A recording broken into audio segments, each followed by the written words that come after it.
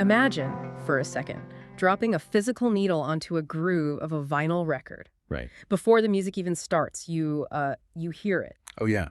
That crackle. Exactly, that crackle, the hiss of the room, the static electricity literally snapping against the stylus. It's physical. It's a real tangible thing. Right. Now, contrast that with, well, opening up any modern music production software on your laptop today.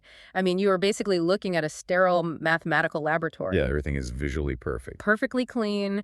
You can quantize your track, which basically means the computer automatically forces every single drum hit to just snap perfectly onto a rigid, microscopic visual grid. Like, no human timing errors allowed. None at all. And you can digitally scrub away every tiny breath, every stray hum. We have successfully engineered the absolute perfect audio environment. And yet, if you step into a club in the late 2020s or, just scroll through the biggest viral sounds dominating your feed right now, what is making the floor absolutely explode? It's the gritty stuff.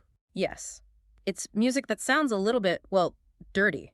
It's a specific, scratchy, heavily filtered, deeply imperfect sound that was born in messy Parisian bedrooms like 30 years ago. Which is exactly why we are looking at this retrospective today. There's a really comprehensive column from Monumental Movement Records, published back in December 2025. Yeah. It's titled French Touch / New Disco, the reevaluation of French house since the 2000s and the counterattack of analog aesthetics. It basically reframes this entire musical era not just as a genre, but as an ongoing production philosophy. And that is the mission for this deep dive. We're figuring out why the late 90s Parisian house music scene, this so-called French touch movement, is suddenly setting everything on fire again, and how its DNA actually mutated into new disco. Okay, let's unpack this. Okay, do it. Because this is not just some nostalgia trip for 40-year-olds, right? This resurgence is an active rebellion against our overly perfect digital world. What's fascinating here is that we are looking at a fundamental human craving for analog warmth. I mean, the physicality of record culture is essentially becoming the ultimate antidote to a totally digital environment. Oh, wow. Because when every piece of media you consume is just invisible code floating in a cloud somewhere, a piece of music you can actually feel, even if you're just feeling the mechanical limitations of the gear it was made on, it becomes incredibly valuable. Right. But before we can understand why a scratchy loop is the antidote today, we need to go back to the original collision that created the sound in the first place. So let's head to Paris, mid-1990s. The clubs there are completely absorbing American house music, specifically Chicago house. And Chicago house is the raw engine of everything that follows. I mean, it's driving, it's relentless. It relies heavily on what musicians call a four-on-the-floor rhythm. Which, for anyone who hasn't played drums, is that inescapable heartbeat pulse. The kick drum is hitting on every single beat. 1, 2, 3, 4, thump, thump, thump, thump. It just marches you right onto the dance floor. Exactly. It's pure percussive energy. But the Parisian producers, they didn't just copy that American blueprint. They injected it with this distinctly European sensibility. They gave it a makeover. Yeah, they really did. They took that relentless drum pulse and layered it with highly refined, sophisticated melodies, and they started leaning aggressively into vintage 1970s disco and soul records for their samples. I love that.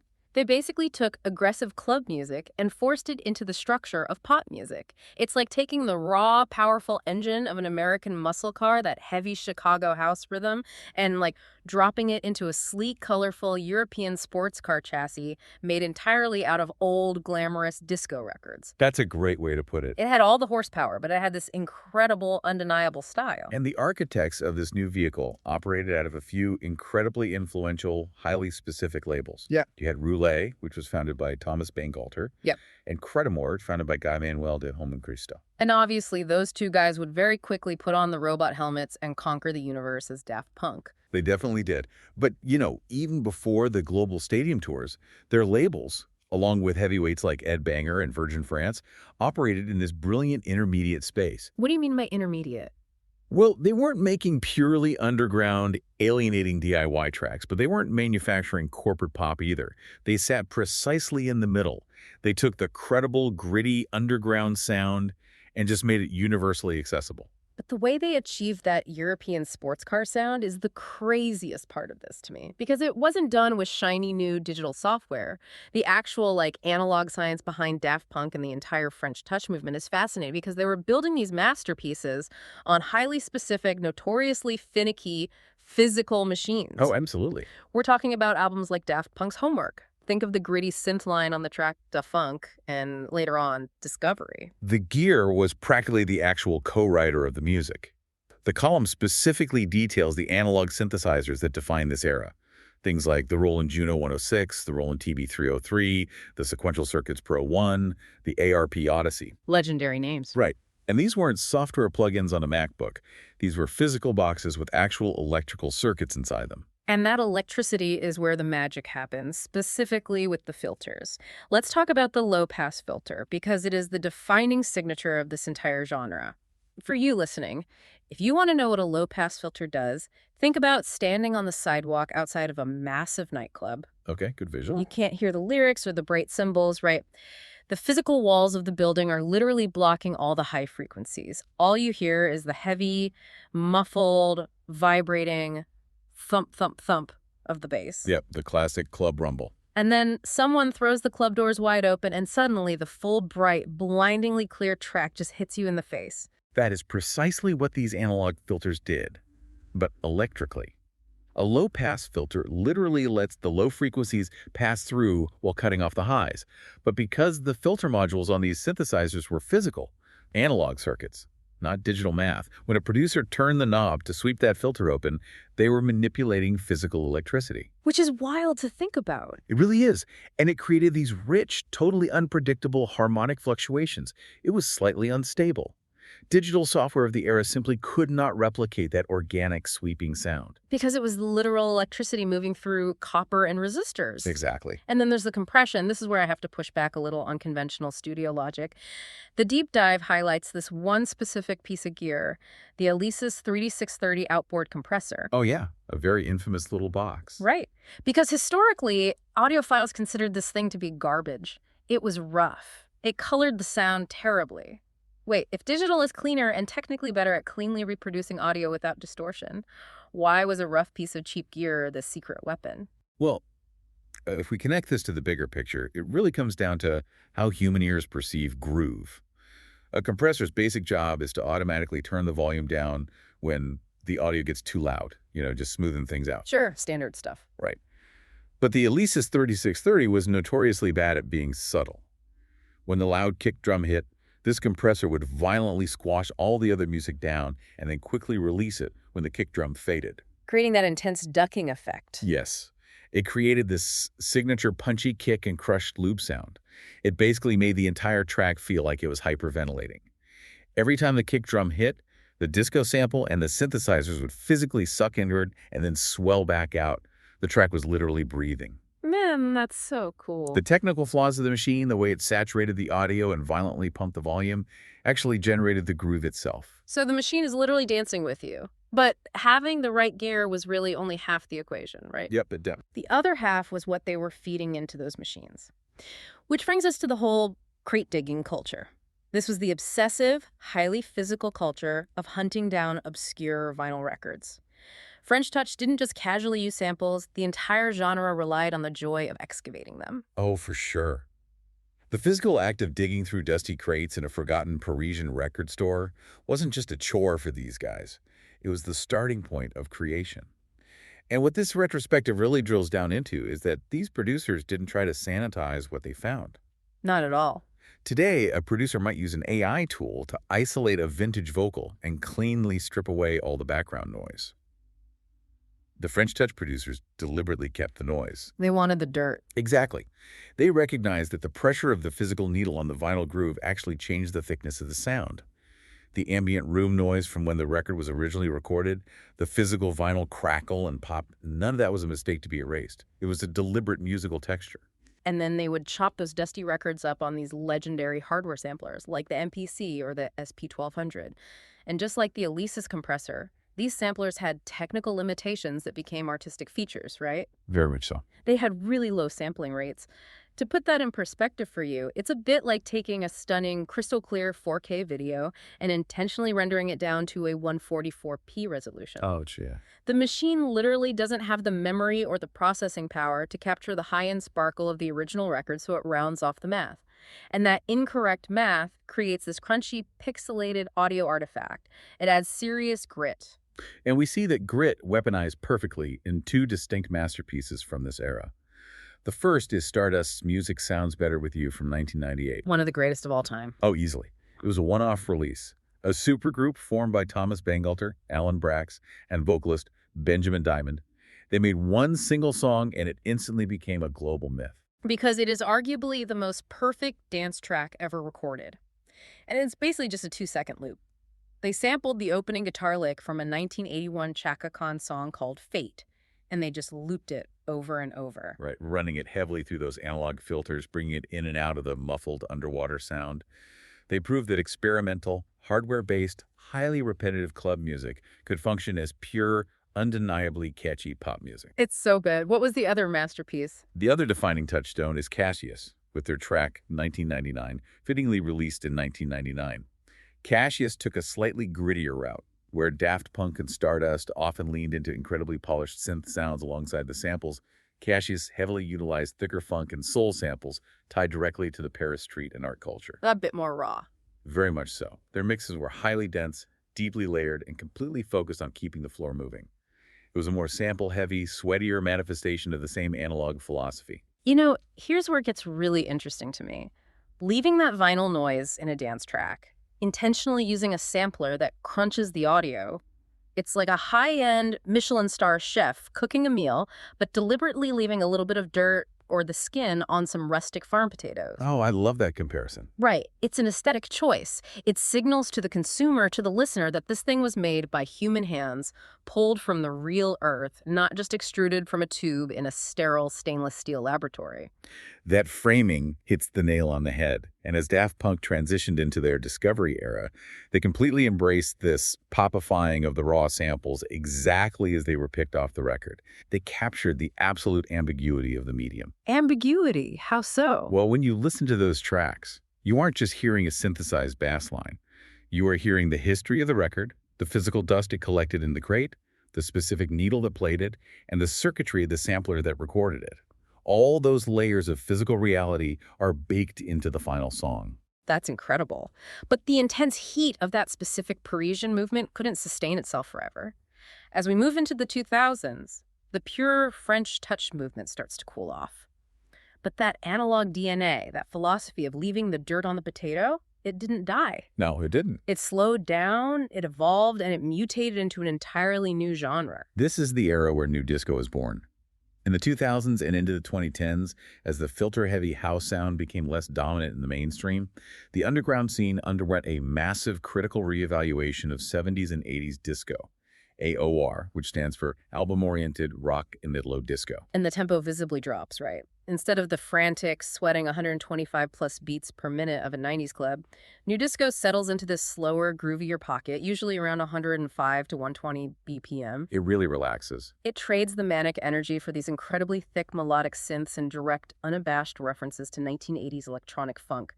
We start seeing key inheritors of the sound stepping up. You have Todd Terje from Norway, who completely modernized that classic filter house long buildup. Oh, yeah? If you listen to his track, Inspector Norse, he's using those same analog Roland synthesizers, building these massive, joyous grooves. You also have Breakbot, hailing from France, who took the AOR and disco route that Daft Punk explored and pushed it further. On a track like By Your Side, you hear these incredibly light, bouncy bass lines blended seamlessly with live instrumentation. Super funky. Yeah, it maintained that cute and colorful sound that the original French touch movement championed. And then there's Lindstrom, who brought in this cosmic disco synth work, focusing on very long, expansive storytelling track structures that feel very akin to the emotional journey of a classic Daft Punk album. Okay, I have a mechanical question, though. Besides the BPM slowing down, what is the actual mechanical difference in the studio between the original French touch and new disco?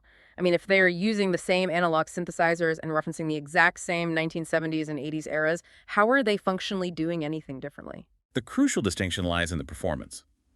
New disco shifted away from the heavy sampling of old vinyl records. Instead of taking a 4-second loop of a scratchy 1978 disco record and filtering it, new disco producers started actually replaying the disco parts themselves. Ah, okay. Yeah, they would program the real synthesizers, hire live bass players, and record original pristine audio. It was a polished, modern realization of the original French touch aesthetic. So they are basically making it from scratch. Yes, but, and this is the vital link, they kept the exact same filter house structural techniques.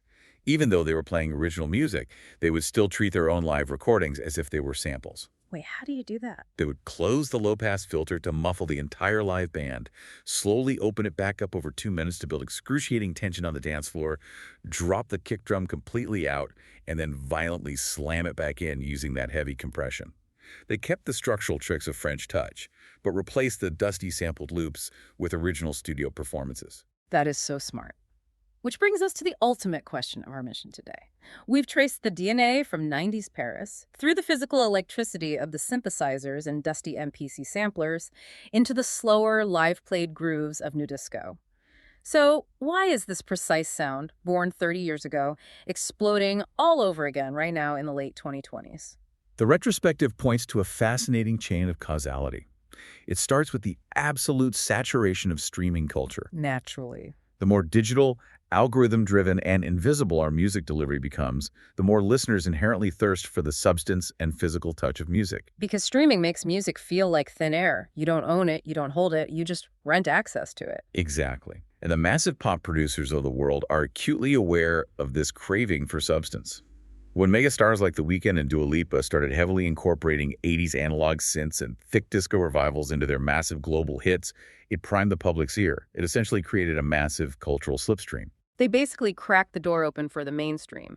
But it isn't just pop stars driving this resurgence, right? Because when I look at the viral trends, it's not the polished modern tracks going crazy.